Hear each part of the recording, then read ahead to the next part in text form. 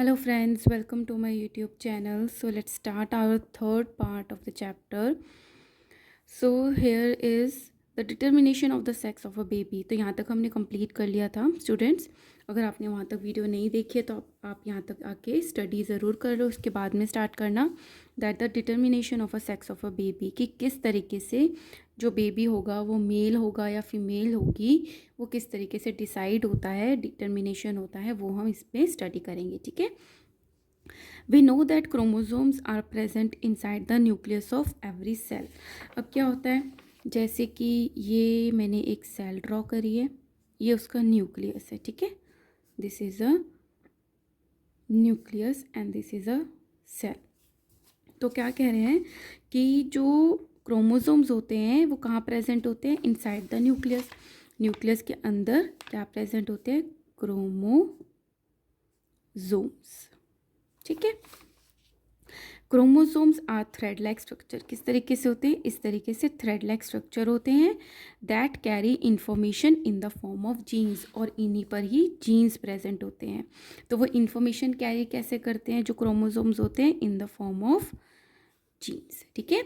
मतलब जो क्रोमोसोम्स हैं उनके ऊपर जीन्स लगे होते हैं जो कि इंफॉर्मेशन को कैरी करते हैं. All human beings have 23 pairs of chromosomes in the nucleus of their cells. अब एक अगर सेल की बात करते हैं उसमें कितने क्रोमोसोम, जितनी भी सेल्स होंगी उन सब में 23 पेयर क्रोमोसोम्स के होते हैं. 23 पेयर मतलब एक पेयर में दो होते हैं. पेयर का मतलब डबल ही तो होता है. तो टोटल कितने क्रोमोसोम्स हो गए? 46 क्रोमोसोम्स टोटल. तो कितने प्रेजेंट होते हैं हर एक न्यूक्लियस में? 23 पेयर. अब ये जो 23 पेयर है इसमें से जो 22 पेयर हैं वो होते हैं ऑटोजोम्स बोलते हैं, ऑटोजोम्स. ठीक है. और इसमें से और कितने बच गए? 22 पेयर तो इधर आ गए और इधर रह गया 2. एक पेयर रह गया, 2 रह गए. इसको बोलते हैं हम सेक्स क्रोमोसोम्स. ठीक है. इसमें 1 पेयर रह गया, इसको बोल देते हैं सेक्स क्रोमोसोम. 1 पेयर तो हो गए 23. अब ऑटोसोम्स तो क्या होते हैं? जो कि मेल और फीमेल दोनों में होते हैं सेम, वो होते हैं ऑटोसोम्स जो कि दोनों में कॉमन होते हैं. बट ये जो एक ये पेयर है वो होता है सेक्स क्रोमोसोम. वही ये डिसाइड करता है कि जो बेबी होगा वो मेल होगा या फीमेल होगा. ठीक है. तो एक पेयर है. अब इसको कैसे डिनोट किया है? एक क्रोमोसोम होता है एक्स टाइप का, एक क्रोमोसोम होता है वाई टाइप का. अगर किसी जो बेबी डेवलप हो रहा है उसके 22 पेयर तो ये वाले क्रोमोसोम्स हो गए, और जो ये 1 पेयर है उसमें दोनों के दोनों एक्स क्रोमोसोम आ गए तो वो गर्ल होगी. ठीक है. और अगर कोई बेबी है उसमें 22 पेयर तो ये वाले ऑटोसोम्स हैं, और 1 पेयर में एक एक्स क्रोमोसोम है एक वाई क्रोमोसोम है तो वो बॉय होगा. ठीक है. इस तरीके से सेक्स का डिटर्मिनेशन होता है. अब हम स्टडी करते हैं. All human beings have 23 pair of chromosomes in the nucleus of their cells, right? Out of these 46, 23 pair का डबल 46 क्रोमोसोम्स हो गए. 44 आर ऑटोसोम्स, तो 22 पेयर थे, ये था 22 पेयर. तो टोटल कितने हो गए इसके? 44 क्रोमोसोम्स आर ऑटोसोम्स. इनको क्या बोलते हैं? ऑटोसोम्स कहते हैं. Autosomes are identical in males and female. दोनों में आइडेंटिकल होते हैं मतलब सेम होते हैं. Remaining 2 chromosomes are called sex chromosome. 44 तो इधर हो गए, 46 में से 2 जो बच गए उनको क्या बोलते हैं? सेक्स क्रोमोसोम्स बोलते हैं. They are represented as X and Y chromosome. या तो वो एक्स होंगे या वाई होंगे. In females the cells contain 2 identical X chromosome. एक जैसे एक्स क्रोमोसोम्स आइडेंटिकल प्रेजेंट होते हैं फीमेल में. So the sex chromosomes in female are represented by double X. In males the cells contain 2 different chromosome X and Y. Male में दोनों different chromosomes होते हैं X and Y. So the sex chromosome in males are represented by X Y. Each gamete contain only 1 sex chromosome. अब क्या होता है, जैसे gamete बनते हैं, जैसे फीमेल का हमने बात करी थी, क्या बनते हैं? एग्स बनते हैं, वो गैमेट होते हैं, है ना. अब एग में जो भी गैमेट होंगे उसमें एक्स क्रोमोसोम्स ही होंगे सारे के सारे. ठीक है। लेकिन जो मेल है उनमें जो स्पर्म होंगे उनमें कईयों में 50% में तो एक्स क्रोमोसोम्स होंगे और 50% में वाई क्रोमोसोम्स होंगे। ठीक है, तो क्या हो गया यहाँ पे मैं आपको बताती हूँ। अगर यहाँ पे ऊपर मेल है, इधर उसमें क्या प्रेजेंट हो सकता है, एक्स और वाई। फीमेल में क्या हो सकते हैं, या तो उसमें एक्स होंगे और दूसरा भी क्या होता है एक्स, सारे एक्स ही होते हैं। तो अगर जाइगोट बना इसको और इससे मिलके तो क्या बन गया, डबल एक्स, तो ये क्या होगी, गर्ल। अगर ये गैमेट इससे मिलके बना तो भी क्या होगी, गर्ल, डबल एक्स हो गया। अब अगर ये गैमेट मिला इस वाई से तो बन गया x Y, boy.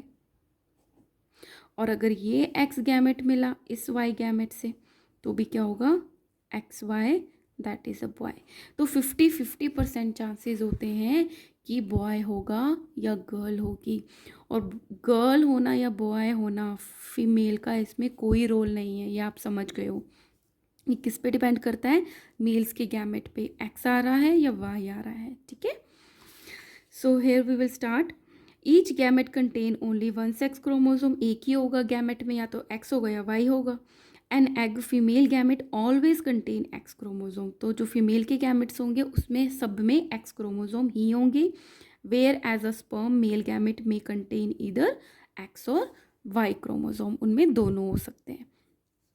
If the sperm having X chromosome fertilizes the egg, the zygote would have 2 chromosome। तो अगर जो sperm है वो उसमें X क्रोमोसोम है, फीमेल में तो होते ही X है, तो कैसे हो जाएंगे, डबल X हो जाएंगे, तो क्या होगा, फीमेल चाइल्ड।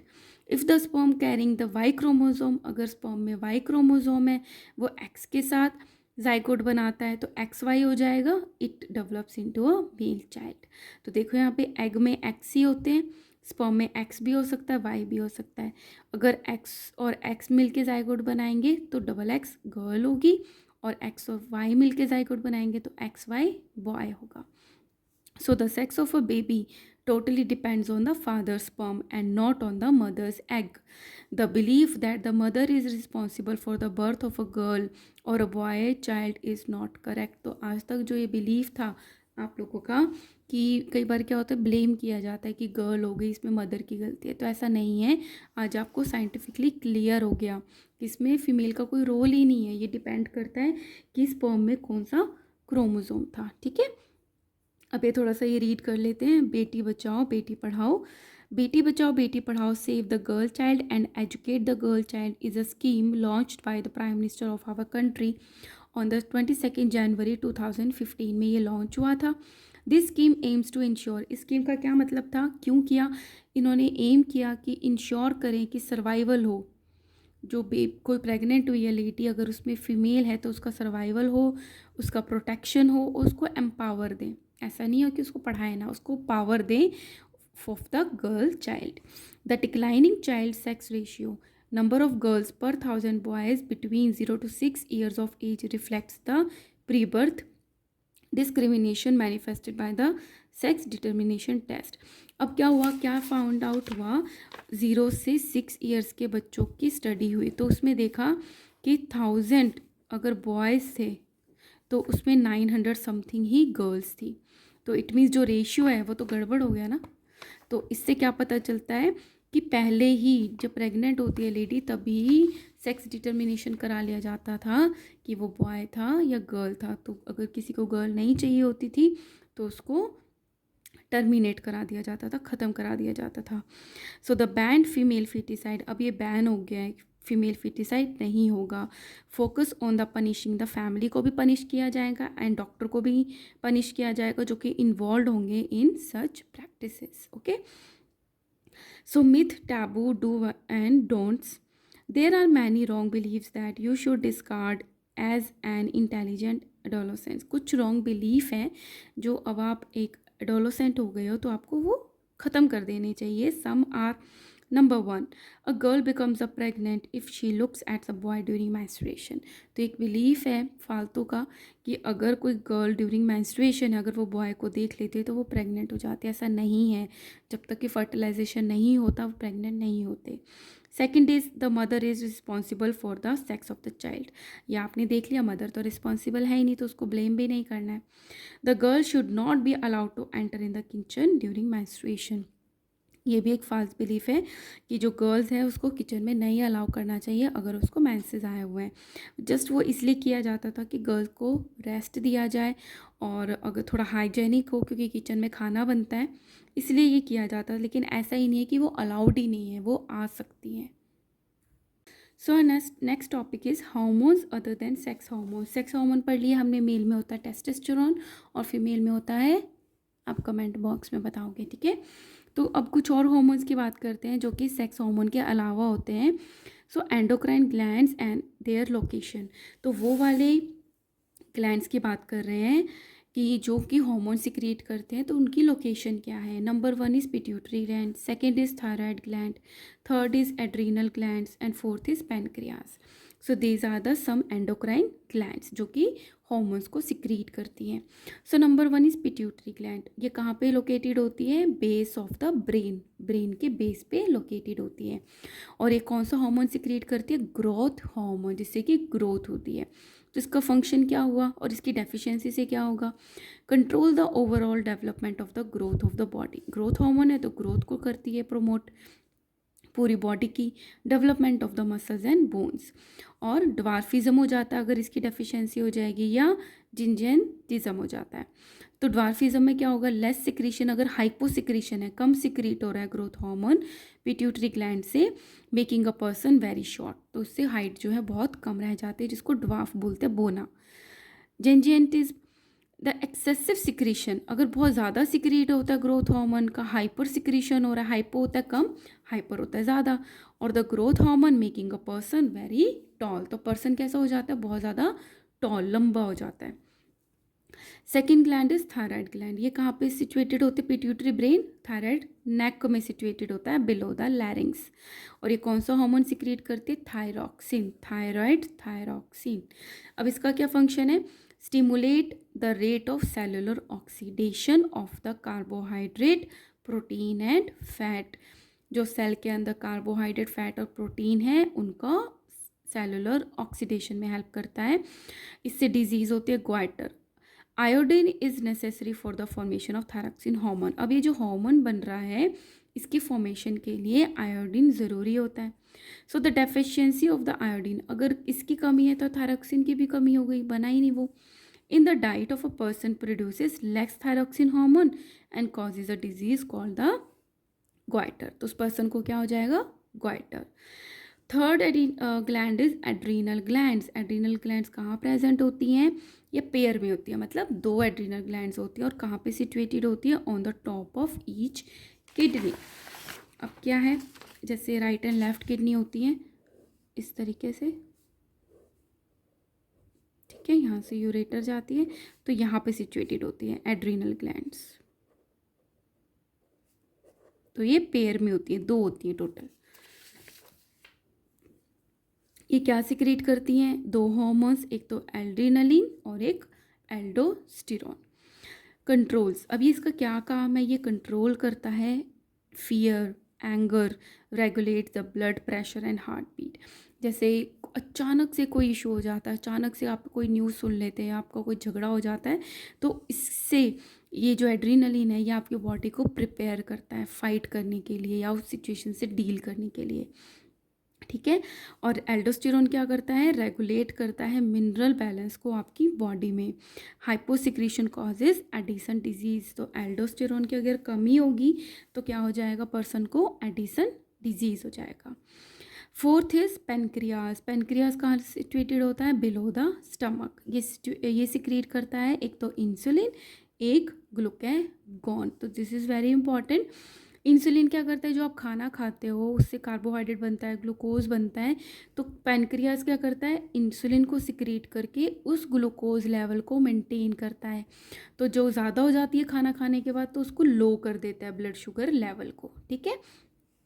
डायबिटीज़ में क्या होता है, ये जो इंसुलिन है वो ख़त्म हो जाता है या बहुत कम हो जाता है, तो जो आप खाना खा रहे हो, शुगर लेवल आपका ब्लड में इंक्रीज आता है, तो उसी को बोल देते हैं diabetes. So diabetes when the pancreas does not produce or secrete less amount of insulin, The sugar level in the blood increase cause a disease called the diabetes. Diabetes causes many harmful effects in the human beings, right? Another is glucagon. Glucagon का क्या काम है? Convert करता है. अब क्या है, ज़्यादा अगर शुगर हो जाते तो हमारी बॉडी उसको स्टोर कर लेती है एज अ ग्लाइकोजन. तो ग्लूकेगोन का क्या काम है? ग्लाइकोजन से ग्लूकोज को कन्वर्ट करना और उसको एज अ एनर्जी यूज़ करना बॉडी में. दस increases the blood sugar level. तो जस्ट अपोजिट काम करते हैं. ये शुगर लेवल को इंक्रीज करता है, ये शुगर लेवल को कम करता है. ठीक है. Now come to the MCQs. A hormone secreted only in the male bodies: estrogen, thyroxine, testosterone, L-theanine. तो मेल में सब सिर्फ टेस्टोस्टेरोन ही सिक्रीट होता है. Adam's apple is the protruding part of. जो एडम एप्पल है वो किसका प्रोट्रूडिंग, बाहर निकला हुआ किसका पार्ट होता है? आई का, ईयर का, थ्रोट का, नोज का. थ्रोट में होता है एडोलेसेंस एज में मेल्स के. The double x chromosome type is found in females. रट गया होगा अब तो. The voice depends during puberty in case of. जो वॉइस है प्यूबर्टी के टाइम की किसकी डीप हो जाती है? मेल्स की हो जाती है. फीमेल्स की तो नैरो हो जाती है, शार्प हो जाती है. Insulin is secreted by. Insulin कौन सिक्रीट करता है? Pancreas. Okay. Now the role of the hormones in completing the life cycle of the insect and frogs. अब जो इंसेक्ट्स और फ्रॉग्स हैं उनमें भी जो हॉर्मोन्स हैं वो इम्पॉर्टेंट रोल प्ले करते हैं उनका लाइफ साइकिल पूरा करने के लिए. आपने छोटी क्लासेस में पढ़ा होगा कि जो इंसेक्ट्स हैं या फ्रॉग्स हैं उनके कुछ स्टेजेस होते हैं. लार्वा हो गया, कैटरपिलर हो गया, बटरफ्लाई हो गया, सबसे पहले एग्स होते हैं. इसी तरीके से जो फ्रॉग्स हैं उनमें भी लाइफ साइकिल होता है, मतलब अलग अलग स्टेज पे उनकी बॉडी डिफरेंट डिफरेंट होती है. तो उस पर ये जो हॉर्मोन्स हैं वो एक इम्पॉर्टेंट रोल प्ले करते हैं. अब कैसे करते हैं वो हम स्टडी करते हैं. We have learned about the life cycle of the silk moth. ये तो हमने लर्न किया है, अच्छे से पता है हमें 7th का. In the class 7, the larva or the caterpillar has to pass through the various stages. उसके stages होते हैं to become an adult silk moth. So the transformation of a larva, जब transform होता है larva into an adult through drastic changes is called metamorphosis. तो क्या है? जब ट्रांसफॉर्मेशन होता है लार्वा का into adult through the drastic changes. Larva का चेंजेस होकर उसका एडल्ट बनना is called the Metamorphosis. Metamorphosis in insect is controlled by the hormones. और ये जो मेटामॉर्फोसिस है ये इंसेक्ट्स में कौन कंट्रोल करता है? हॉर्मोन्स ही कंट्रोल करते हैं. Similarly the tadpole passes through certain stages to become an adult frog. इसी तरीके से जो टेडपोल है वो भी कुछ स्टेजेस पास करता है एडल्ट फ्रॉग बनने के लिए. So the Metamorphosis in frog is controlled by the thyroxine hormone. इसमें भी क्या होता है? थायरॉक्सिन हार्मोन होता है जो कि मेटामॉर्फोसिस में हेल्प करता है, which is secreted by the thyroid gland. तो इट मीन्स इनमें भी थायराइड ग्लैंड होती है. The presence of the iodine in water is required for the production of the thyroxine in the frogs body. अब ये पानी में क्या होता है? अगर आयोडीन प्रॉपर है तो इनमें थायरॉक्सिन हार्मोन का प्रोडक्शन भी प्रॉपर होगा. So if the water in which the tadpoles are growing does not contain sufficient iodine. तो जिसमें वो टेडपोल ग्रो कर रहे हैं उनमें अगर सफिशिएंट आयोडीन नहीं है the tadpoles can not become adult frog. तो वो कभी भी एडल्ट फ्रॉग नहीं बन पाएंगे क्योंकि मेटामॉर्फोसिस के लिए हार्मोन ज़रूरी है और फ्रॉग में कौन सा है? थायरॉक्सिन. उसके लिए क्या ज़रूरी है? आयोडीन. आयोडीन की ही डेफिशिएंसी है तो मेटामॉर्फोसिस नहीं होगा और जो टेडपोल्स हैं can not become adult frogs. Okay. Now ये बहुत छोटा सा टॉपिक गिवन था मेटामॉर्फोसिस पे. Now reproductive health. The health of an individual is defined as his her, दोनों की बात हो रही है, state of physical, social and the mental wellbeing. तो हेल्थ क्या होती है? मेल या फीमेल, गर्ल है या बॉय है, उसका फिजिकल भी वेलबींग होना चाहिए, सोशली भी आसपास के फ्रेंड्स के साथ जिनको वो जानते हैं उनके साथ भी अच्छा रिलेशन होना चाहिए और मेंटल भी स्टेबल होना चाहिए. वेलबींग, इसी को हेल्थ बोलते हैं. An adolescent should follow a healthy lifestyle. और एक एडोलेसेंट को अपनी एक हेल्दी लाइफस्टाइल फॉलो करनी चाहिए जिसमें क्या क्या चीज़ें इंक्लूड होती हैं? Proper nutrition, personal hygiene, physical exercise and maintaining the good habits. और वो गुड हैबिट रखे to be healthy and fit. Let us study each of the above condition in detail. Now first is क्या है? First proper nutrition, the nutrition need of adolescent, एक adolescent को किस तरीके का न्यूट्रिशन चाहिए. An adolescent required a balance diet for their age group. We know that the diet which contain adequate amount, balance diet चाहिए.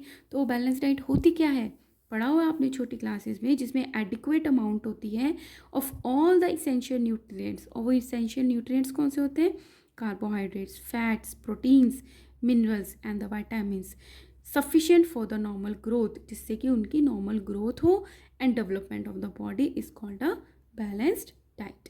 A balanced diet help the bones, muscles and other body parts get adequate nourishment required for the rapid growth. अब उनकी body को, bones को, muscle को तो grow करना है, तो अगर उनको बैलेंस डाइट मिलेगी तभी तो वो ग्रो कर पाएगी अच्छे से रैपिडली.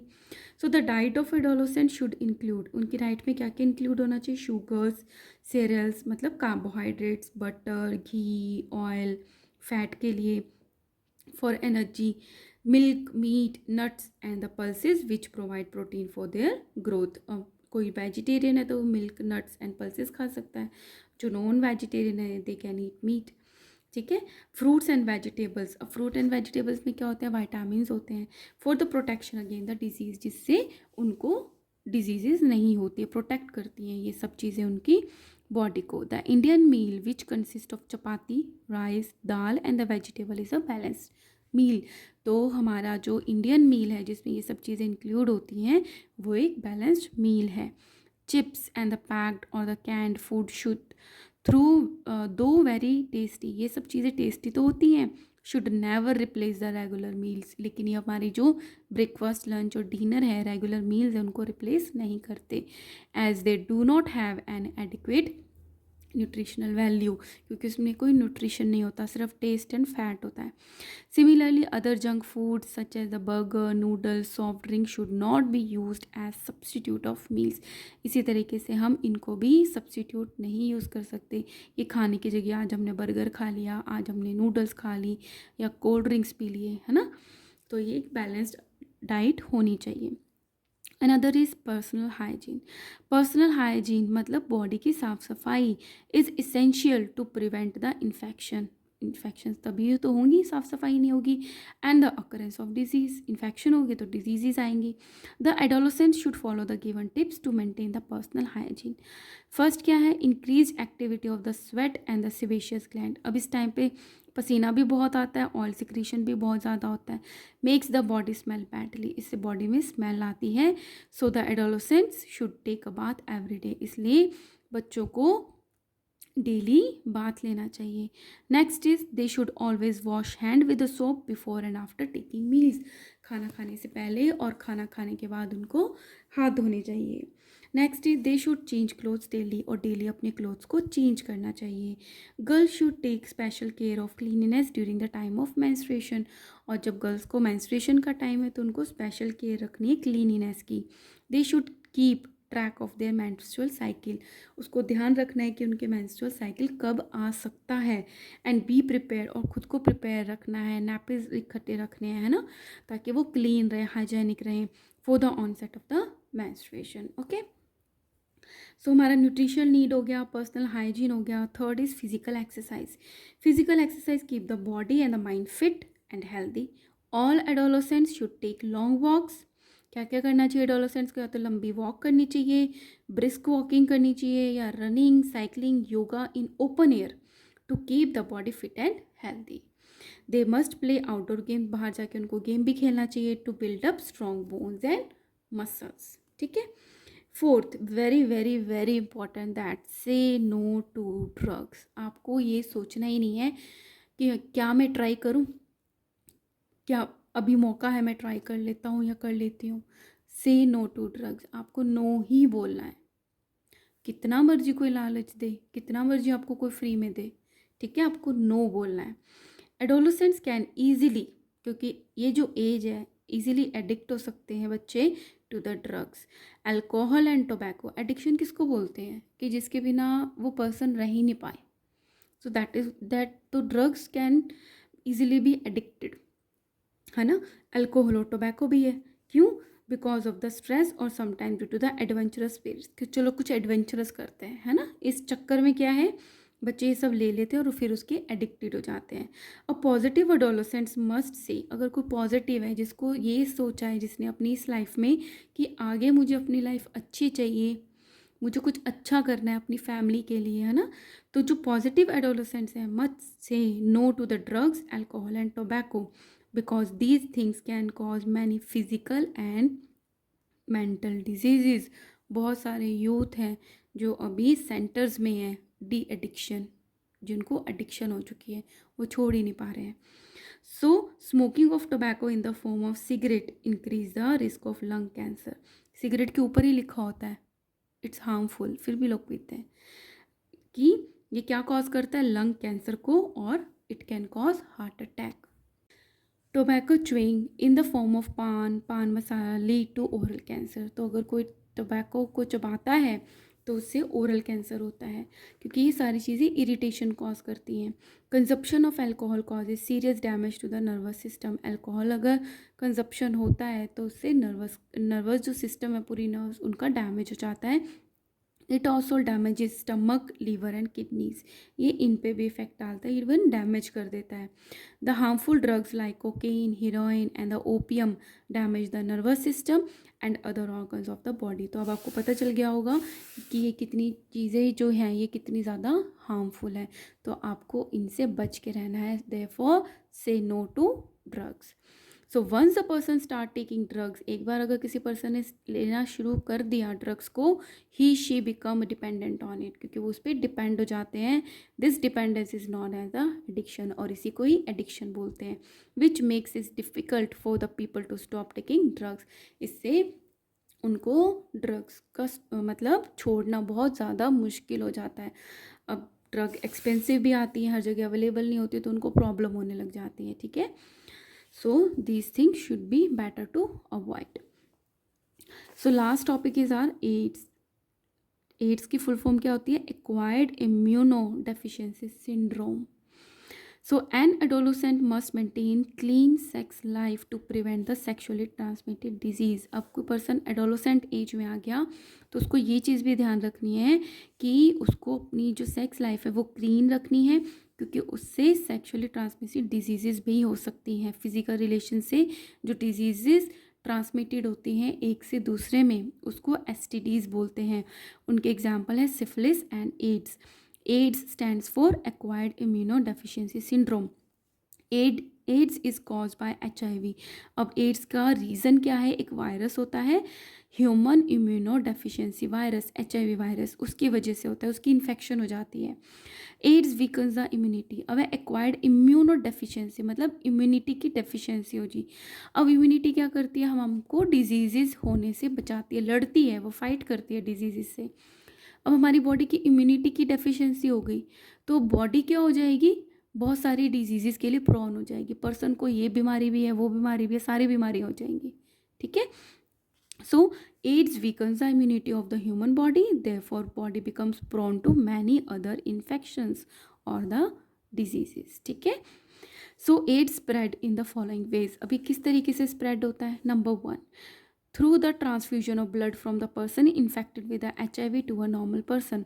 मतलब किसी नॉर्मल पर्सन था कोई, उसको ब्लड की ज़रूरत पड़ी किसी भी रीज़न की वजह से, या कोई एक्सीडेंट था या हीमोग्लोबिन कम है, ठीक है, कुछ भी रीज़न है, उसको ब्लड का ट्रांसफ्यूजन कर दिया गया, और वो जो ब्लड का ट्रांसफ्यूजन किया वो HIV वायरस से ऑलरेडी इन्फेक्टेड था, तो वो क्या हो गया, जो नॉर्मल पर्सन था उसको भी इन्फेक्शन हो गया, उसको भी एड्स हो गया।